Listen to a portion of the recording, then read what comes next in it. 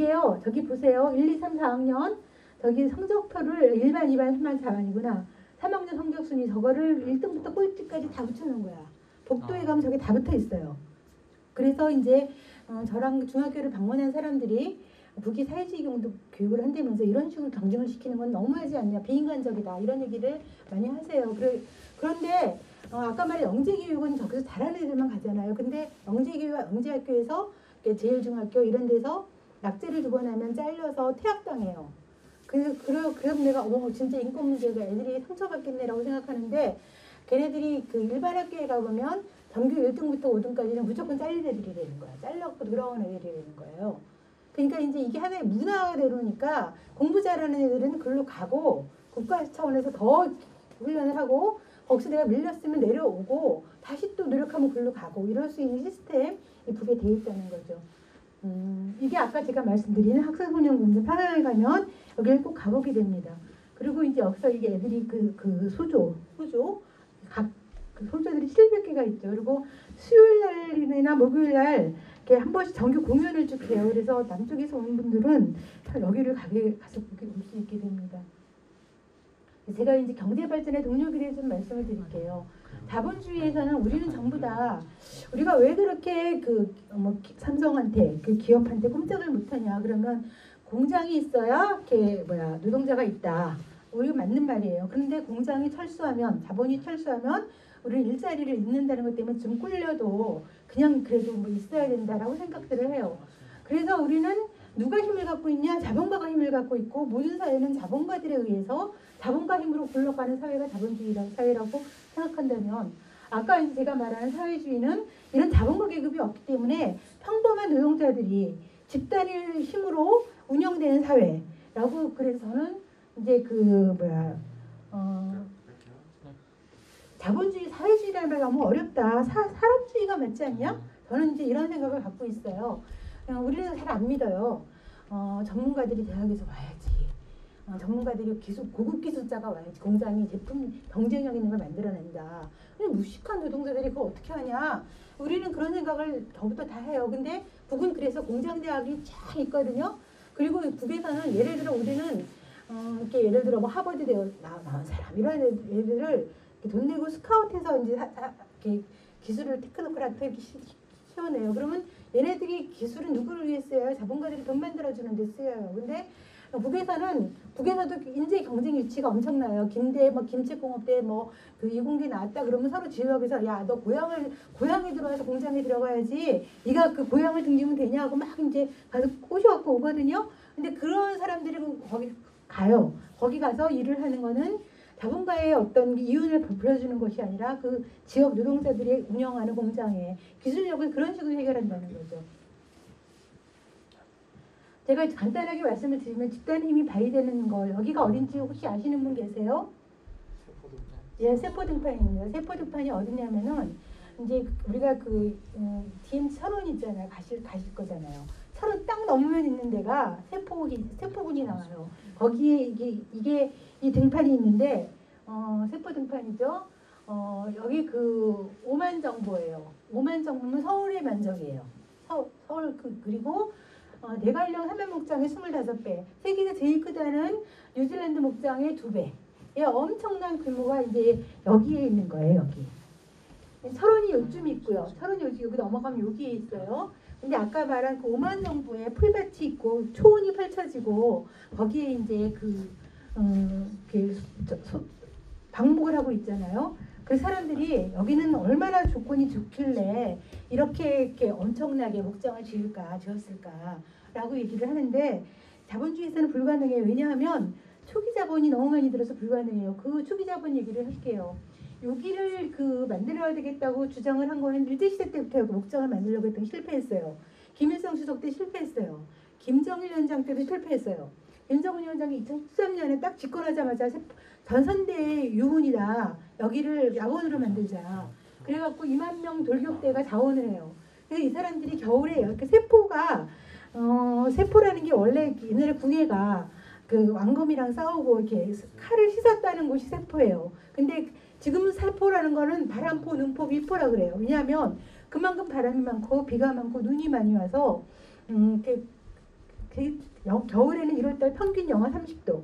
그리고 여기가 화산이 폭발한 화산 지역이에요. 그러니까 철원 여기 다 화산 지역이잖아요. 연천 여기가. 그러니까 화산재가 폭발해갖고 굳을 굳어갖고 이게 완전히 이게 그 뭐지 그 산성화돼 있는, 그래서 불모의 땅이라고 얘기를 하는 거죠. 이 사람들이 이제 땅을 파헤치기 시작을 해요. 땅을 파헤치고 여기다가 이제 풀판을 만들고, 그래서 이제 여기 직원 이렇게 3년 만에 여기다가 이제 목장을 만들어내는 거죠. 그래서 지금은 저기 여기 이게 보면은 전부 다 이제 전광판으로 그 CCTV 이런 걸로 전체 살필 수 있는 세계는 거고, 여기에 이제 이런 그 꿈의 공장을 지어놓고 목장을 지어놓고 여기에 이제 돼지 가공, 고기 가공 있잖아요. 이런 것들 다 할 수 있게 돼 있고, 여기 무동력이에요. 전부 다 이렇게 풍력 아니면 태양력 이걸로 이제 하게 되고, 여기 전부 유기농이에요. 그러니까 이게 돼지 사료를 갖고 이렇게 가스도 만들고, 그다음에 이제 풀밭 거름 조성하고, 그러니까 다시 이제 고기를 만들어내게 되는 이제 그런 거죠. 그래서 이제 우리가 여기서 자기네들이 너무 감동받아갖고 젊어지라 복 받은 데지요. 그런 것은 여기가 얼만큼 불모의 땅이었는지를 알면 저 사람들이 어떤 심정으로 저를 새겼는가. 제가 이제 이 얘기를 왜 해드렸냐면은, 이 2만 명의 돌격대가 와갖고 이거를 3년 만에 이게 바꿔낸 것은, 내가 자본가라면 이런 거 안 해요. 그 초기 자본을 누가 감당해요? 돈 아무리 들어도 못해요. 근데 이제 이 사람들은 이걸 그렇게 만들어낸 거잖아. 근데 우리 언론에서 난리가 났어. 그거 성공하나 봐라. 먹을 게 없어서 굶어 죽을 거다 다. 근데 이게 가진 과학적인 이런 풀 있잖아요. 기르게 하고 모든 과학자들이 동원돼 갖고 여기를 지상 낙원으로 만들어서 지금 나날이 여기도 지금 그게 인터뷰에 잘 나와요. 여기에 청년들이 자원했다 막 이런 얘기가 나와요. 직장으로. 근데 거기 이제 목공한테 꿈이 뭐냐 목동한테 물어보면 소가 늘어나는 게 자기 꿈이다. 더 넘치게 해야 된다. 이런 걸 막 얘기를 하고 그런 게 나오는 거죠. 마지막으로 집단주의는 개인의 자존감을 훼손할까. 이건 제가 많이 드는 예인데요. 북이 이제 저렇게 집단주의를 하려면 사람들이 얼만큼 개성을 무시하고 저런 식으로 강제동원을 시켰다고 얘기를 하는데, 이게 어느 때 얘기냐면, 제가 이제 1월달에 타가스를 방문했을 때 얘기예요. 그때 그날 제가 평양에 가면 연락에 관광 다니다 보니까, 상관 다니다 보니까 시간 가는지를 몰라요. 그 핸드폰은 다 보관시켜놨죠. 보지도 못하잖아요. 우리 시계 안 차잖아요. 그러니까 시간도 모르지. 뭐 세워라 내워라, 뭐 맛있는 거 먹고 다니지, 좋은 거 보고 다니지, 막 놀러 다녀요. 근데 우리 그날에 토요일인지도 모르고 이제 타가소에 갔는데, 원래 타가소에 1시 정도까지 가게 돼 있었던 것 같아요. 근데 우리가 그 전에도 너무 재밌다 보니까 여기를 5시쯤 간 거예요. 5시쯤 가니까 애들이 갑자기 막 이제 우리가 안 올 줄 알고 집에 보내려고 이렇게 해뒀다가 다시 걔네들을 다 옷을 벗기고, 이제 꼭 타가소에 가면은 끝나고 이제 우리를 공연을 시켜요. 우리를 보기 위해 재롱잔치 같은 거. 근데 이제 얘네들이 이렇게 올라가서 공연을 해야 되는데, 이 돼지탈을 쓴 애가 노래를 부르지를 않고 자기 순서가 됐는데, 나는 꿀꿀이야 뭐 이렇게 노래를 불러야 되는데, 노래를 부르지 않고 우리를 막 째려보는 거야. 무섭게 째려보는 거야. 그래서 저는 제 아들이 유치원에서 재롱잔치 할 때 얼어갖고 저런 적이 있기 때문에 애가 얼었나 보다라고 생각을 했는데, 선생님이 막 얘를 데리고 내려가더니 끝날 때쯤 다시 이 팀이 올라왔어.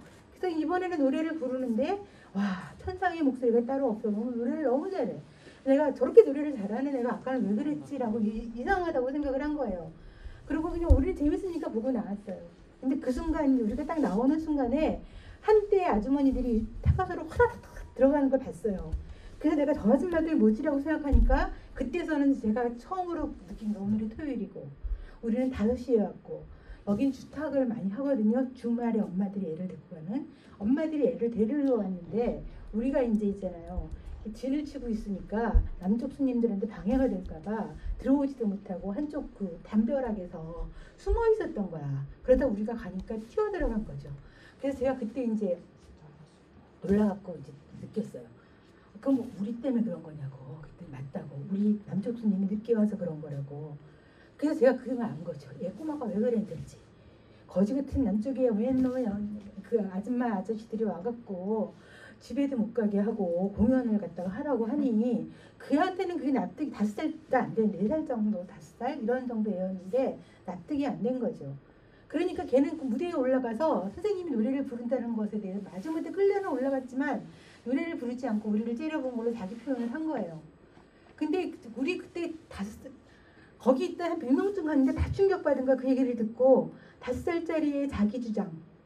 이게 여기 강제적인 사회라면 이런 일이 있을 수가 있을까? 이렇게 5살짜리가 저렇게 당당하게 주장할 수 있을까? 라는 것 때문에 애들이 그렇게 잘하는 애들이라면 결국 그게 집단주의가 되려면 뭐예요? 집단주의는 집단이 내린 결론에 동의하는 거잖아. 그런데 그러면 집단을 너 이렇게 무조건 이걸 캐 그러면 하겠어요? 그걸 왜 해야 되는지를 다 토론을 해야 될 거 아니에요. 그리고 반대하는 의견, 찬성하는 의견, 이런 민주주의가 엄청나게 발전돼야지. 그래서 사람들이 충분히 토론을 하고 그 결론에 동의가 됐을 때 일치단결이 보장이 되는 거잖아요. 그래서 저는 북을 100번째 넘게 다니면서 북은 집단주의 사회라더니 초초초 민주주의 사회다. 이렇게 이제 전부 개성이 강하고 주견이 강하고 고집이 세는 사람들은 못 해먹겠다. 라고 저는 이제 생각한 적이 되게 많습니다. 그런 거고요. 집단주의라는 것을 우리가 이렇게 다시 우리가 돌아와 생각을 해보죠. 집단주의가 근데 우리는 왜 거부감을 가질까라고 생각을 하면 이제 우리는 집단주의를 전체주의라고 생각해요. 그죠? 전체주의라고 생각하는데 집단주의라는 거는 그게 풀이에요. 집단의 이익을 위에 놓고 집단의 발전 속에서 집단이 발전되면 다 내가 잘 된다 라는 게 아니에요. 집단이 잘 되려면 나도 잘 돼야 돼요. 근데 집단의 발전이 먼저예요. 그러니까 나라로 생각하면 나라가 잘 돼야 나도 잘 되는 거고 또 나라가 잘 된다고 내가 그냥 잘 되지는 않잖아요. 나도 노력해야 되는 거잖아요. 근데 더 중요한 건 나라의 발전이라는 거예요. 이게 집단주의죠. 그래서 그 집단의 발전 속에서 개인의 발전과 이걸 결합시킨다. 그래서 이제 반대말이 전체주의하고 개인주의, 공동체주의, 집단주의가 아니에요. 전체주의라고 얘기를 하면 우리는 히틀러를 생각하죠. 히틀러가 독일을 위해서 그랬습니까? 말로는 독일을 위해서 한다고 했지만 히틀러는 독일을 이용했죠. 자기 독재를 위해서. 개인주의라는 거는 이게 말하는 대로 집단의 이익이 중요하지 않고 내가 발전해야 나라가 발전한다 라는 생각, 이 극단적인 개인주의 생각을 갖고 있는 거죠. 공동체주의도 이게 집단주의라고는 다른 게 뭐냐면 무슨 이렇게 생활협동조합에서 돈을 얼마씩 출자해서 거기에 관한 이렇게 공평하게 나누는 거잖아요. 그래서 거기에서 어떤 주의 같은 게 없어요. 그냥 평등하게 이렇게 서로 의미해서 하자 이러는 거고, 집단주의라는 것은 집단의 발전을 먼저 놓는다는 점에서 우리 개인주의랑 정반대가 되는 거죠. 그래서 북에서 집단주의를 표현하는 구호가 하나는 전체를 위하여, 전체는 하나를 위하여. 이런 구호 속에 진짜로 그 사람들은 살고 있어요. 우리는 잘 실감이 안 나요. 저는 이 말이 그냥 구호 속의 말이라고 생각하지만 제가 본 북쪽 사람들은 저걸 진짜 생활하고 있는 경우가 많죠. 이걸 제가 얘기를 말씀을 드릴게요. 그러니까 제가 가장 충격받은 사건이었었는데, 제가 이제 그 북을 다니면서 북쪽을 이렇게 찍어와서 남쪽에 보여줘야 되겠다. 그런 생각을 갖고, 근데 그냥 보라 그러면 재미가 없으니까 뭐 갖고 할까 생각하다가 조선요리 백산이라는 프로그램을 기획을 했어요. 그래서 이제 그냥 요리 프로그램이 아니라요, 내 고향 6시 뭐 이런 것처럼 동네마다 가서 그 지역의 특산물을 사람들이랑 만들어 먹고 놀고 이런 거였었어요. 근데 이제 제가 돌버섯이 우리가 이제 돌버섯 요리예요. 우리 남쪽으로 치면 저거 이제 서기버섯이라고 하는데 우리는 요리를 안 먹어. 비싸서 그냥 한의원에서 약재로 수입해서 약재로 쓰는 거예요. 근데 이제 이걸 좀 만드는 거를 좀 촬영을 했으면 좋겠다 그랬는데, 서기버섯, 돌버섯을 캐려면은 묘양산에서 캐거든요. 묘양산의 특산물이에요. 근데 그 사람들이 거기 흰마니처럼 묘양산 숲속에 들어가서 한 달 정도를 나오지 않고 저것만 딴대요. 그걸 만날 수가 없대요. 그래서 제가 서울에 갔다 올 테니까 그러면 북에 이제 기자한테 저 대신 찾아서 인터뷰를 좀 해서 이렇게 화면으로 담아달라고, 따는 장면, 그 사람이 어떤 심정으로 이걸 따는지 그러면 남쪽에 이렇게 나중에 와서 이걸 갖고 또 만들자 이렇게 얘기를 했어요. 그리고 제가 한 달에 가서 그 PD를 보자마자, 기자를 보자마자 만났냐고 물어봤어요. 그랬더니 만났다는 거예요. 잘 됐네, 빨리 보자 그랬더니 화면을 못 찍었대요. 그래서 아니 만났다면서 왜 못 찍냐고 물어보니까 돌버섯 따는 아저씨가 거절했다는 거야. 왜 거절해요? 이걸 왜 거절해요? 그랬더니 자기가 저렇게 서기버섯이 이런 벼랑 끝에 매달려 있대요. 그 로프를 타고 딴대요. 그런데 북쪽 사람들은 자기가 이걸 따는 모습을 보면 먹지를 못할 거라고 이 사람은 얘기를 했다는 거예요. 너무 위험해서 못 먹는다. 그런데 내가 이렇게 인민들이 맛있게 먹게 하려고 따른 건데 이 험한 장면을 보고 누가 먹을 수 있겠느냐. 나는 인터뷰 못하겠다라고 얘기를 했다는 거예요. 그래서 제가 이제 그때만 해도 아직까지 이제 이해가 잘 안 돼갖고 너무 한심한 사람이라고. 그거가 이렇게 귀하게 딴 거를 먹어야지 대박이 나고 사람들이 돈을 막 몇십 배로 주면서 먹으려고 하고 나도 한번 먹어봐야겠다. 그렇게 귀한 거면 이럴 텐데 왜 그걸 갖고 인터뷰를 안 하겠다는 거야 라고 생각을 하니까 하여튼 그 사람이 싫다 그랬다는 거예요. 그래서 제가 이제 가만히 생각을 해보니까 만약에 나 같은 경우에도 우리 엄마나 내 뭐 언니나 우리 오빠나 누가 이걸 이렇게 따고 있다고 생각을 한번 해보세요. 그러면 나는 뭐라 그럴 건가? 당장 때려치우라 그럴 거예요. 왜냐하면 몇 푼 번다고 그 짓을 하겠냐. 네 목숨이 중요하지 그게 뭐가 중요하냐라고 얘기를 하고 나는 그거 못하게 할 거예요. 그래서 저는 그때 느낀 거예요. 나는 내가 피부치라고 느끼는 사람이 결국 내 정말 혈육밖에 없어. 근데 이 아저씨는 대박 나기 위해서 하라고 해도 전체 평양인민이 못 먹는다는 거 아니야. 난 뭐 진짜 평양시민이 그걸 보고 먹는지 못 먹는지는 잘 모르겠지만 그 말에서 우리들의 어떤 그런 게 모든 가치가 돈을 얼만큼 벌 수 있는가의 가치 이런 것 가치와 전체 인민이 행복한 것이 나의 행복이다라고 느끼는 가치 그런 것은 좀 너무 다르다. 나는 너무 어렵다. 북의 집단주의 너무 못 따라가겠다. 전체 인민이 한 가족이라더니 나는 너무 개인주의가 심해서 소화가 잘 안 된다. 그렇지만 왠지 되게 부끄럽기는 한 있잖아요. 그런 경험을 제가 한 적이 있습니다. 제가 지금 저희로서는 잘 이해가 안 되죠. 북의 어떤 그 사회주의 체제라는 것이, 그러니까 저는 그렇게 생각해요. 북이 너무 단결해 있고 한 가정이라고 얘기하고 집단주의 이러면 우리는 거부감을 누구나 가져요. 제가 특히 이제 교육 다니면서 제일 사람들이 북의 그 수령 지도자 이런 건 이해를 못한다 이런 얘기를 되게 많이 해요. 저는 그런 사람들한테 그렇게 얘기해요. 이해할 필요가 없다. 이해하지 마시라. 이해할 수 없다. 사회가 다르다. 그런데 남쪽에서는 비판과 견제가 그 사회를 건강하게 하는 무기라면 그 사람들은 오로지 단결해야지만 살 수 있는 나라다. 단결하지 않으면 사회주의는 죽음이다. 우리 자본주의는 어떠냐? 단결하면 죽음이에요. 독재자의 이익이 넘어가는 거잖아. 쇼비니즘이 되는 거잖아. 맨날 노동자 탄압하면서 정부 정책에 따르라. 그럼 우리는 그 탄압에 눈 감는 거잖아. 그러니까 우리는 허벌나게 비판하고 투쟁해야 되고 그게 우리의 가치예요. 근데 북은 그런 가치가 아니라 전체가 하나의 대계급이기 때문에 하나의 단결해 있기 때문에 그런 사회를 우리는 들어본 적도 없고 본 적이 없어요. 그래서 제가 이제 북을 100번 넘게 가면서 그때부터 느낀 문화적 충격 이런 것이 저희가 이제 지금도 북바로 이렇게 책을 쓰고 강연을 다니는 이유인 거고 사람들한테 그래서 그렇게 얘기해. 우리의 잣대로 불평가하지 말라. 그 사람들을 존중해라. 그 사람들의 선택이라는 거.